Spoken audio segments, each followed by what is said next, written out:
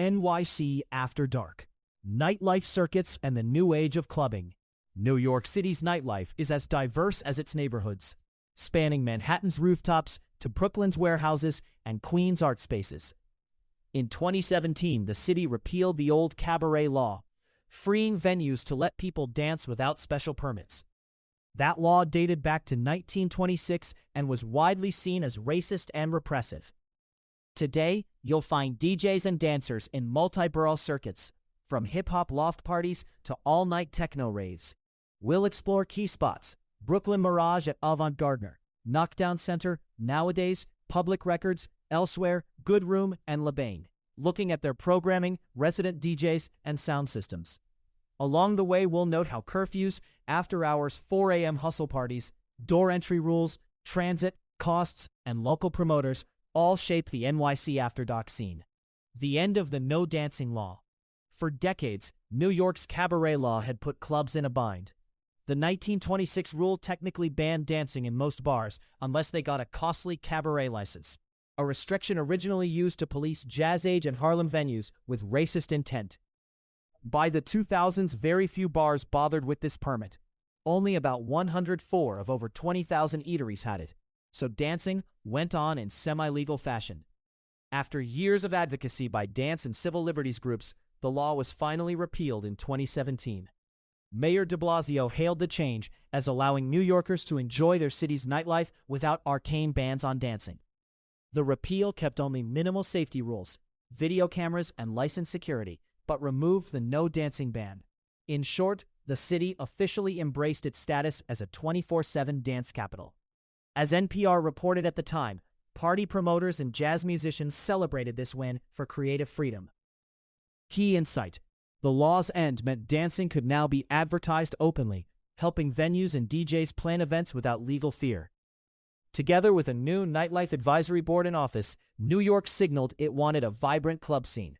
For clubbers and tourists, this means you can find dancing in many venues citywide, from taco joints to art galleries, without the constant worry of police dance raids that happened years ago. Borough spotlights, clubs and venues. NYC's After Dark Fund moves borough to borough each night. Here are some must-know destinations: Manhattan, Lebain, Standard High Line. In Manhattan's meatpacking district, Lebain sits atop the Standard Hotel. It's a chic rooftop lounge club with big views of the Hudson and a disco ball centerpiece. Lebain draws a fashion-forward crowd, with its pool deck in summer and glacier-themed decor in winter. Music ranges from disco and house to guest DJ spins. The club runs a regular weekly lineup. For example, Eli Escobar's Dance Dance Dance on Wednesday nights, Botus Beat Disco on Thursdays, and Straight Up Club Nights on Friday, Saturday. Tickets usually $25 to $40. On Sundays, they switch to Paradisco, an afternoon disco party from 2 to 9 p.m. by the Occupy the Disco Collective. Lebain's official site even notes that general standing entry is free, no cover for the first floor, though savvy visitors often reserve tables or booths with a mandatory spending minimum to guarantee space. Lebain is more about ambiance and spectacle than audiophile sound. The speakers get the job done for disco vibes, but the club's selling points are the open-air terrace, views, and glitzy feel. Drinks are expensive. Cocktails can be $15 to $20, as is typical in Manhattan. The door policy is selective. Expect a dressy crowd and line on busy nights, though friendly staff and clear signage generally make the entry process polite. Overall, Lebain feels like the city's party lounge, a place to see and be seen with a dance floor, rather than a deep underground sound temple. Brooklyn, Avant-Gardner, and the Brooklyn Mirage. Across the East River in East Williamsburg lies Avant-Gardner, a gigantic, multi-room event complex dedicated mostly to electronic music. Its crown jewel is the open-air Brooklyn Mirage, an outdoor sanctuary built above a park, packed with lasers, video art, and even water jets in summer. Outside of festival season, May-September, the Mirage lies dormant, but in warm months it hosts international DJs like DJ Snake, Armin van Buuren, and legends like Bonobo or Carl Cox. The vibe is total spectacle. Imagine huge maps pulsating on LED walls, aerial dancers, and a laser show under the night sky. Indoors, Avant-Gardner has 2 halls, The Great Hall is a 15,000 square foot upstairs room built against the exposed brick of an old factory. The King's Hall below is smaller, about 800 capacity, with multiple dance spaces. Both host year-round shows. Time Out notes you'll see big-name house and techno acts here too. Aphex Twin, Jamie Jones, etc. State-of-the-art production, 360-degree projection mapping ramps up the experience, and loud sound define the space. Ave Gardner uses massive PA systems, noted to be boosted and redesigned in 2025. Its open-air shows reportedly now have a custom sound rig, praised as an electronic opera house. Its Mirage 4.0 redesign even includes a 270-degree virtual environment plus new hydraulic stages. Key details. Transit. Take the L train to Jefferson C, then walk. Cost. Shows are ticketed events, often $30 to $60. Table service available. Door policy. It feels like a festival. If you have a ticket, line speed is moderate. Security is firm but fair. Audience. A mix of dedicated EDM fans and festival tourists. Brooklyn, Good Room, Greenpoint. Also in North Brooklyn is Good Room, an intimate two-room club in Greenpoint, known for impeccable house and techno. Good Room was built by DJs for DJs. It opened in 2014 with the promise of a top-level dance experience. Inside, there are two modest dance floors, one called the Good Room and a smaller Bad Room, with bars, benches, and even ping pong. What truly sets Good Room apart is sound quality. It boasts a crisp D&B Audio-Technica speaker system powered by Oxygen EventWorks. Every beat and bass note is punchy, a feature often praised in reviews. Killer music and clear sound, one write-up notes. Monthly, Good Room hosts nights run by local collectives and resident DJs. The club prides itself on inclusivity and community among music lovers. For example, its promoters list shows the Carrie Nation, Kim Ann Foxman, Juan McClain, and Justin Strauss and Billy Caldwell as residents. Events vary from underground disco and deep house to techno, often curated by NYC veterans. It draws a hip, alternative crowd, true ravers and locals, rather than tourists. Cover charges are moderate, often under $20 for early entry, going up to $40 for all-nighters. The door policy is straightforward, friendly but firm, usually a combination of RSVP and a short line each night. Good Room is strictly 21 plus, and ID and a ticket/guest list hold are required. People suggest arriving early, as capacity is limited, about 300. Unlike Manhattan clubs, there is no strict face control. If you're on the list and not causing trouble, you'll get in. All told, Good Room is the audiophile option. Here it's all about the music quality and DJ selection, not flash. Brooklyn, Elsewhere Bushwick. Elsewhere is another Bushwick multi-level venue, opened in 2017 in a converted warehouse. It occupies 3 floors and a big seasonal rooftop, open in summer. Elsewhere boldly shelters a broad electronic scope. According to its description, Elsewhere is dedicated to the best in underground club music. In practice, that means you might find house DJs one night, bass-heavy locals the next, and even live indie electronic shows on weekends. The space is huge. 9 distinct rooms across floors, including rooftop lounge, an indoor main hall, smaller bars, and an outdoor courtyard. Notable bookings highlight its diversity. Shotgun listings boast that Elsewhere has hosted Paul Kalkbrenner, Carl Craig, Flying Lotus, Bonobo, and techno stars like Charlotte DeWitt and DJ Stingray. Local party series also flock here. It's common to see multi-room festivals.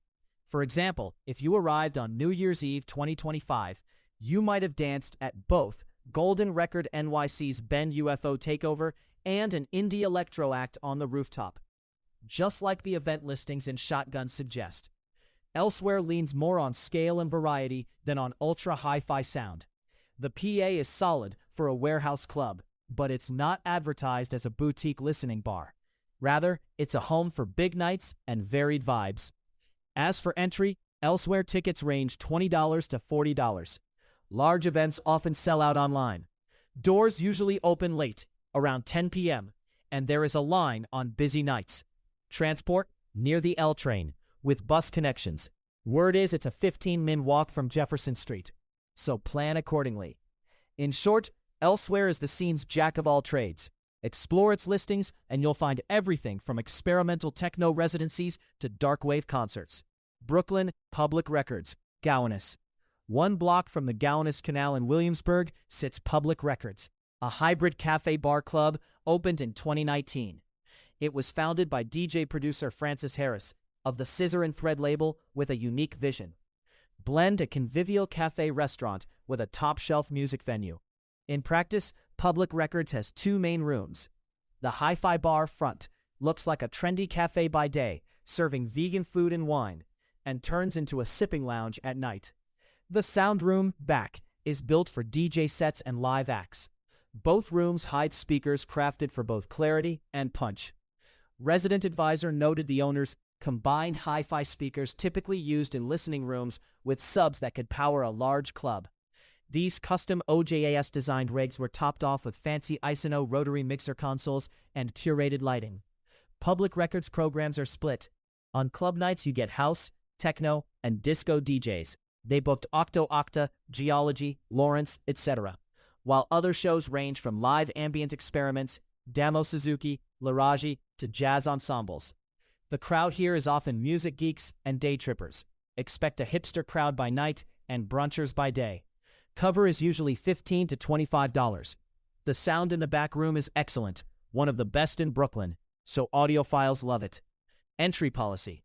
Public Records aims for a warm, inclusive environment and explicitly screens out troublemakers, meaning they'll quietly guard the door and adjudicate anyone behaving badly. Public Records is the ultimate hi-fi listening room that just happens to have a dance floor. Great sound quality, community feel, and day-to-night programming. Queens Knockdown Center, Maspeth. Queens Knockdown Center in Maspeth is the granddaddy of multi-purpose spaces. Once a 19th century glass and door factory, it now spans 50,000 square feet with 9 distinct spaces, a sprawling main hall, an underground club called Basement, a large outdoor plaza known as the Ruins, plus several smaller galleries and event rooms. It's truly sprawling. A 2023 press release bragged that Knockdown drew 370,000 attendees in a single year across 215 events. Knockdown's strength is eclectic programming. You can catch indie icons, LCD sound system throwing birthday bashes, Kylie Minogue surprise shows, Wu-Tang Clan, specialty festivals. It hosts Bushwig Drag and New York Night Train Swing Nights, and even in-house EDM festivals. In fact, Knockdown runs its own recurring fests, Outline, an adventurous electronic lineup praised by the NY Times, Wire, techno-focused. They also partner regularly with media brands like Pitchfork and WFMU to co-promote series. In interviews, the venue's leaders emphasize community.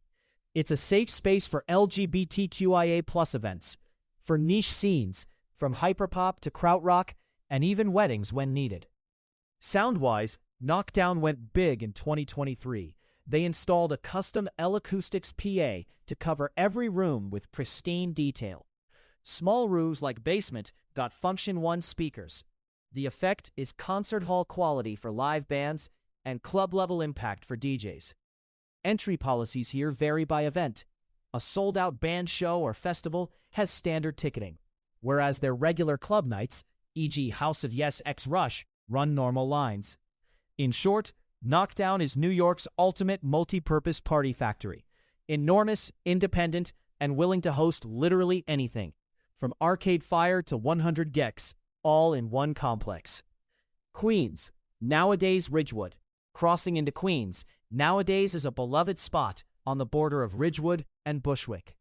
Run by veteran DJs Eamon Harkin and Justin Carter of Mr. Saturday Night fame, it opened in 2015 as a kind of community clubhouse for dance. The venue has a cozy indoor lounge and a massive backyard, about 16,000 square feet, with an outdoor bar and dance floor. Nowadays, programs are usually house, techno, disco, reggae, or jungle, often featuring local queer and progressive DJs. The founders stress inclusivity and safety. They enforce a safety or safer space policy every night. In the words of resident DJ Bearcat, they actually do the work of making sure everyone feels comfortable. If someone is harassing on the dance floor, guards will escort them out, quite unlike the typical NYC club. Sound at Nowadays is also a point of pride. Just before the pandemic, the club sunk about $130,000 into a new sound system. It's built to fill the big room and yard evenly, so DJs sound terrific even outside. Regular events run through Sun. Through is usually a sick experimental night. Fry Sat are big all-nighters. No one serves alcohol in the yard.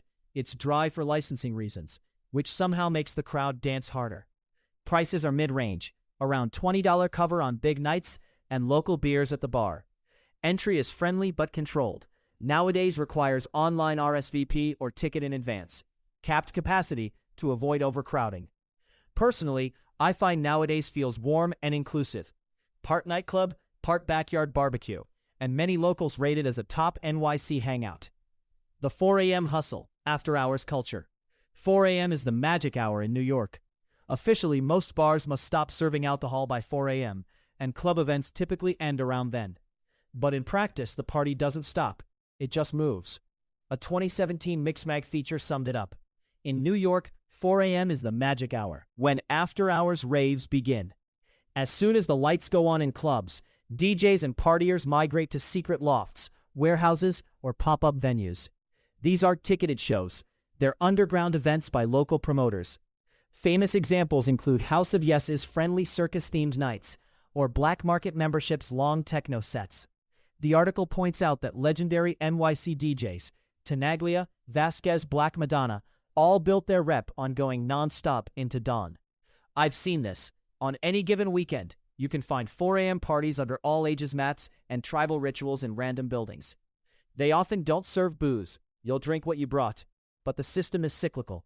DJs rotate. The vibe stays wild. When I've gone, the crowd is unpretentious. No heels, no table service. Just people dancing under dark ropes and disco lights. The focus is purely the music. Some of the best sets I've ever heard in NYC happened at after-parties. There's a raw freedom when nothing is for sale, except the groove.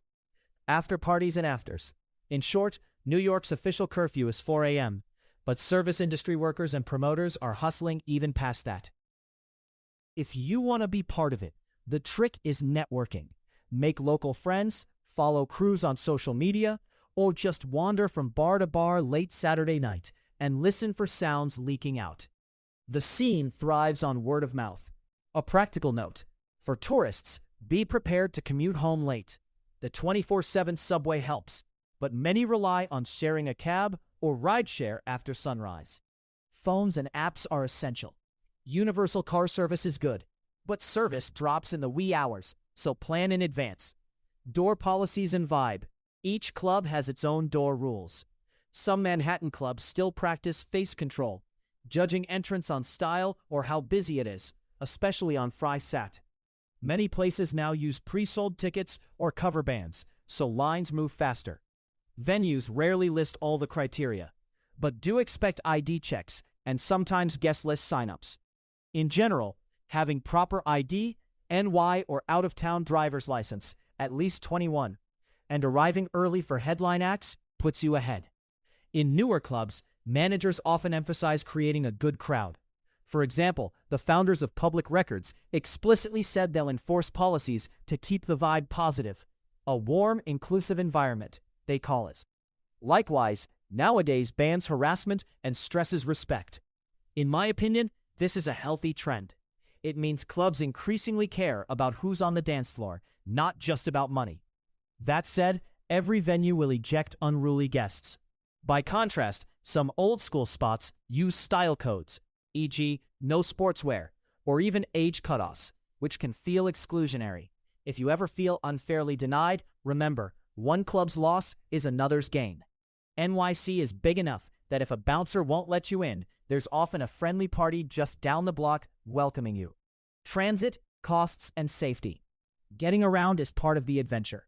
Most featured clubs lie outside Midtown, so plan transit carefully. Good Room and Public Records are in Brooklyn, reachable via the G or other lines. Nowadays and Knockdown are in Queens, accessible by L, M, or bus. Elsewhere and Avant-Gardner need Brooklyn rides, L train area, while Lebain is easy by Manhattan Subway, ACE, or 19 at 14th Street. Trains run all night, but late buses are fewer. Many locals prefer hailing cabs or using apps after 2 a.m. Cost-wise, big nights can add up. Expect $20 to $50 cover or ticket for well-known DJs. Drink tabs can climb. $10 plus for a beer, $15 per cocktail. If you're on a budget, try early entry deals or brunch parties, like Sunday Paradisco, which usually save on cover. Eating before or after at 24/7 spots, like Pizza by the Slice or diners, is also common. Safety overall is pretty good. NYC is far safer than folklore suggests, especially compared to global cities of similar size. Clubs themselves have professional security. After parties can be in rougher areas, but that's part of the energy. Stay aware, pace yourself, and remember it's all part of the adventure. So, one should go with friends. It's always wise to watch your drinks, keep an eye on phones and wallets, and use peer pressure to avoid wandering alone too far. The city's Office of Nightlife even publishes party safety tips. Stay hydrated, use a rideshare after sunrise, watch out for each other. I personally find New York as a party locale very welcoming. Locals will often offer to help tourists with directions or splitting a cab.